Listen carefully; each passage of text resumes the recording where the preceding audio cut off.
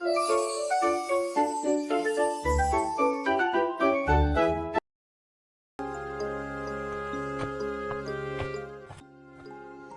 और पिंकू दोनों घनिष्ठ मित्र थे। दोनों बचपन से ही साथ में रहे थे और साथ में खेला कूदा करते थे।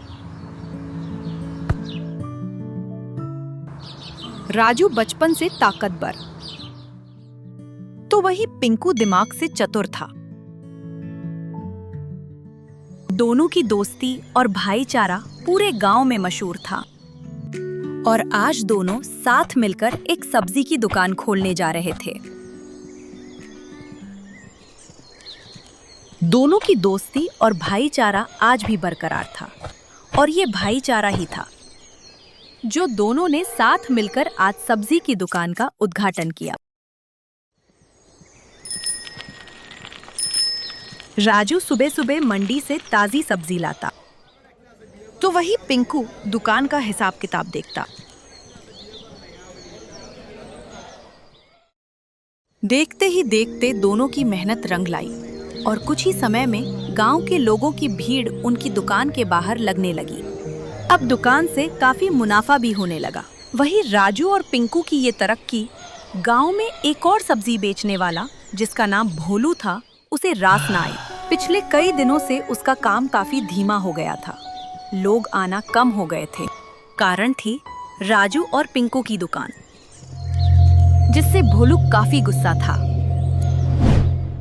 अगले दिन भोलू जब रास्ते से गुजर रहा था, उसने देखा पिंकू दुकान में अकेला था।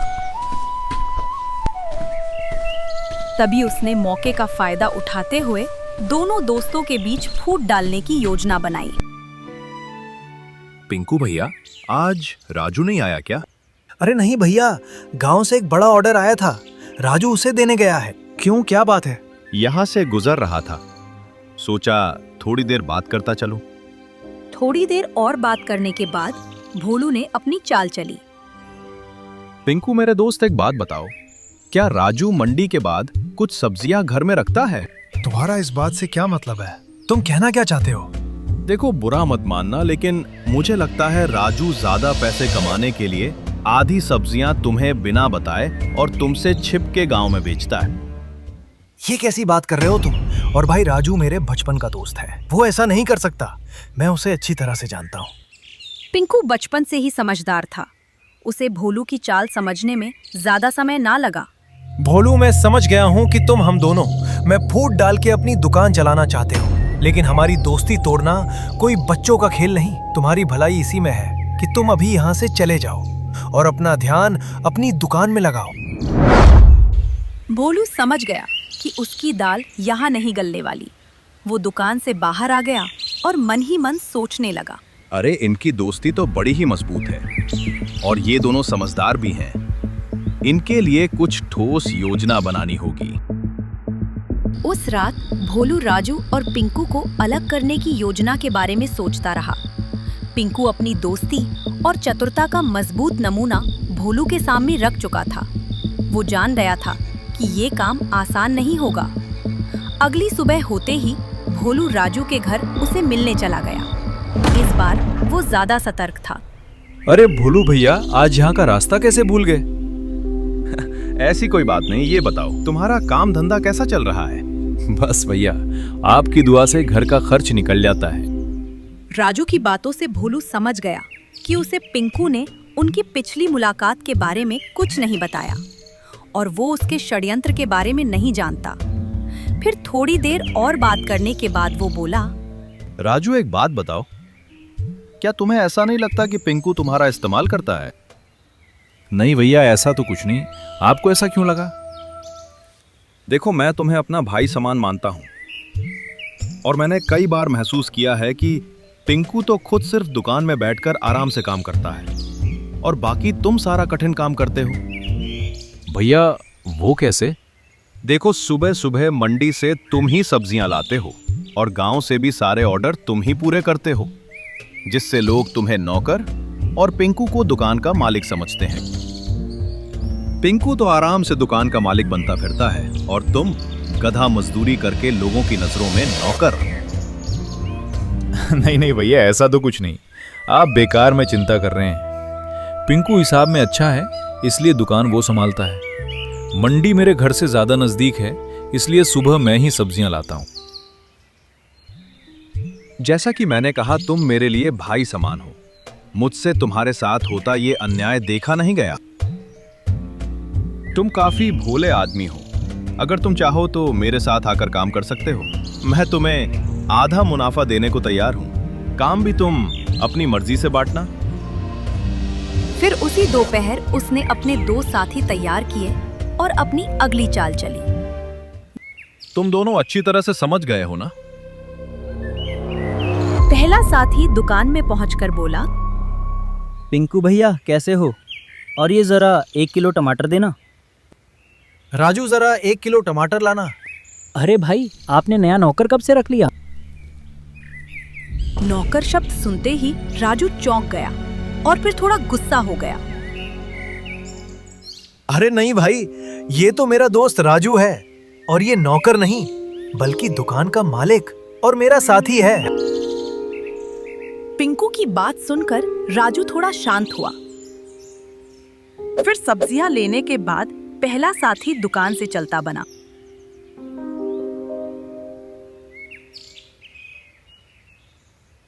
और अब दुकान में दूसरा साथी आके बोला, भैया नया नौकर रख लिया, ये बढ़िया किया। दुकान संभालने में अब मदद हो जाएगी।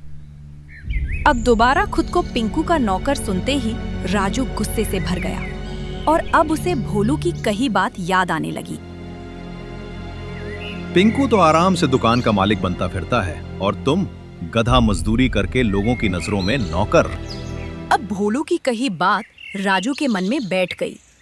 फिर कुछ समय बाद जब बात सब्जियां गांव में ले जाने की आई तो राजू हताश मन से पिंकू से बात करने लगा। राजू जरा सुनना, कल गांव से मुखिया जी का जो ऑर्डर था उसे दे आना। पिंकू, आज मैं नहीं बल्कि तुम गांव जाओगे और मैं दुकान संभालूंगा। राजू, ये कैसी बात कर रहे हो तुम? हमेशा से मैं दुकान संभालता आया हूं क्योंकि मैं इसमें माहिर हूं और हमने शुरुआत से ही ये निर्णय लिया था। हाँ, तभी तो लोग तुम्हें मालिक कहते हैं और मुझे तो जानते भी नहीं, उल्टा नौकर कह के चले जाते हैं। भोलू का रचा षड्यंत्र काम कर गया। उसने अपने साथियों की मदद से राजू के मन में शंका भर दी और नतीजा, राजू गुस्से से दुकान से चला गया।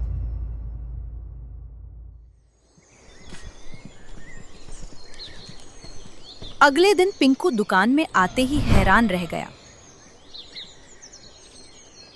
दुकान आज खाली थी। राजू अभी तक सब्जियां लेकर नहीं आया था। पिंकू के थोड़ा इंतजार करने के बाद एक आदमी ने उससे आकर पूछा, अरे पिंकू, आज दुकान खाली? मंडी से सब्जी लाना भूल गए क्या? नहीं, दरअसल आज राजू नहीं आया, शायद बीमार होगा। बीमार? नहीं भाई, मैंने उसे भोलू के साथ उसकी दुकान में सब्जी बेचते देखा है। ये सुनते ही पिंकू सोच में पड़ गया और तुरंत राजू की दुकान की तरफ चल दिया।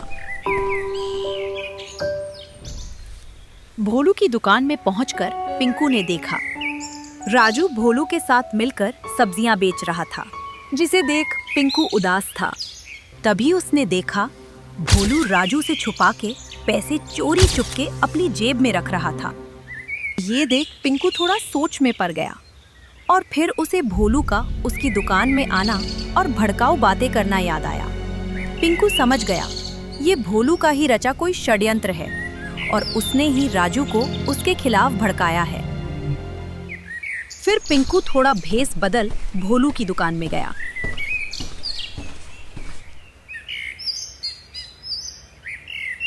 उसने कुछ सब्जियां खरीदी और पैसे भोलू को दिए। भोलू ने इस बार भी पैसे अपनी जेब में रख लिए। तभी पिंकू ने अपना मास्क और टोपी हटाई और कहा, राजू देखो, भोलू तुमसे छिपकर पैसे अपनी जेब में रख रहा है। ये क्या बात कर रहे हो तुम पिंकू? और ये भेष बदल कर आने का क्या मतलब है? तुम राजू को और इस्तेमाल नहीं कर सकते, अब वो मेरे साथ है। रही बात जेब में पैसे की, तो वो मेरे अपने हैं और आज का मुनाफा मैं और राजू आधा आधा बांटेंगे। तो अभी अपनी जेब दिखाओ, उसमें मेरा दिया 100 का नोट भी होगा। भोलू ने जेब से पैसे निकाले। उसमें बहुत से 100 के नोट थे। लो भैया, अब बताओ इसमें से कैसे पता चलेगा कौन सा नोट तुम्हारा है? देखो पिंकू, राजू तुम्हारी बातों में नहीं आने वाला। अपनी भलाई के लिए अभी यहां से चलते बनो।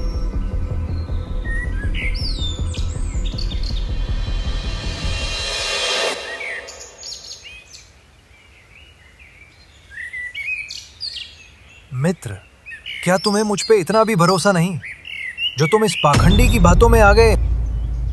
क्या तुम्हें हमारी इतने सालों की दोस्ती पर जरा भी भरोसा नहीं था? और रही बात 100 के नोट की, तो याद है तुम्हें वो हमारी पहली कमाई से मिला नोट जिसमें हम दोनों ने याद के तौर पर अपना नाम लिखा था? तुम खुद देख लो, इनमें से एक नोट वही होगा।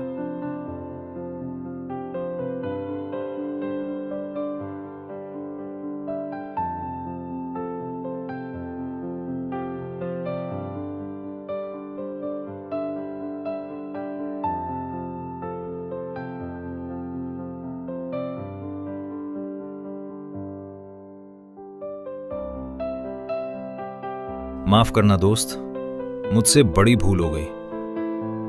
राजू तुम्हें कोई नौकर नहीं समझता और गांव में तो सिर्फ लोग तुम्हें जानते हैं और तुम्हारे नाम पर भरोसा करके ऑर्डर देते हैं। पिंकू, हो सके तो मुझे भी माफ कर देना। दरअसल जब से तुमने दुकान खोली मेरा काम धीमा पड़ गया और इसलिए मुझे ये सब करना पड़ा। भोलू, तुम्हारा काम हमारी वजह से धीमा नहीं पड़ा। तुमसे कोई सब्जी नहीं खरीदता, इसका कारण हमारी दुकान नहीं बल्कि तुम्हारी वासी सब्जी बेचना है। ताजी और अच्छी सब्जियां बेचना शुरू करोगे तो तुम्हारा काम भी दोबारा से रफ्तार पकड़ लेगा। इसके बाद राजू अपने मित्र पिंकू के साथ अपनी दुकान की ओर चल दिया। दोनों दोस्त सालों साल साथ में काम करते रहे और उनकी दुकान खूब तरक्की करती रही।